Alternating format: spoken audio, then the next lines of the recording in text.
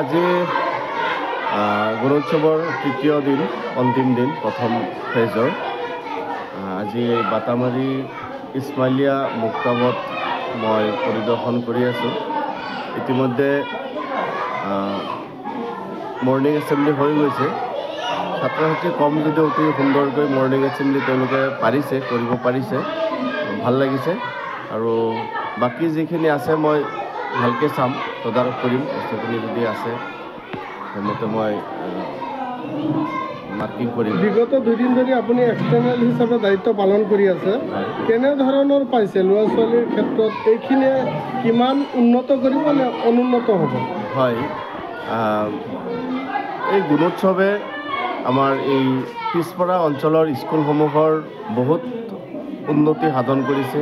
বাহ্যিক পৰিৱেশৰ পৰা আৰম্ভ কৰি ল'ৰা ছোৱালীৰ ক্ষেত্ৰতো বহুত উন্নতি হৈছে, ডেভেলপমেণ্ট হৈছে বুলি মই অনুভৱ হৈছে। আৰু এইটো মোৰ বৰ ভাল পদক্ষেপ বুলি মই অনুমান কৰিছোঁ। মই এখন স্কুলত আহি যিটো পৰিৱেশ দেখিছোঁ, পৰিৱেশটো আচলতে ল'ৰা ছোৱালীৰ শিক্ষাৰ পৰিৱেশ এটা আছে বুলি মই অনুভৱ কৰিছোঁ।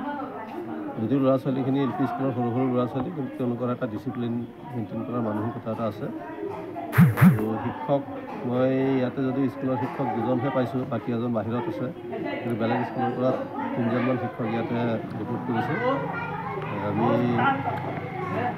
আৰম্ভণিৰ কামখিনি, আমাৰ প্ৰাৰ্থনাখিনি হৈ গ'ল, সেইখিনি ভালে ভালে হৈছে। এতিয়া পৰীক্ষাৰ কামখিনি আৰম্ভ কৰিবলৈ মই তেওঁলোকক দায়িত্ব দিছোঁ।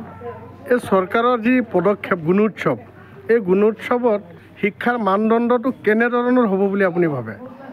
চৰকাৰৰ পদক্ষেপ আচলতে আমি শলাগিবলগীয়া পদক্ষেপ, কাৰণ চৰকাৰে সদায় চেষ্টা কৰে যে শিক্ষা ব্যৱস্থাটো উন্নতৰ পৰা আৰু অধিক উন্নত হওক। গতিকে সেই পদক্ষেপ হিচাপে তেওঁলোকে গুণোৎসৱৰ ব্যৱস্থা কৰিছে, আৰু এইটো প্ৰায় ৫ম পদক্ষেপ চাগে গুণোৎসৱত।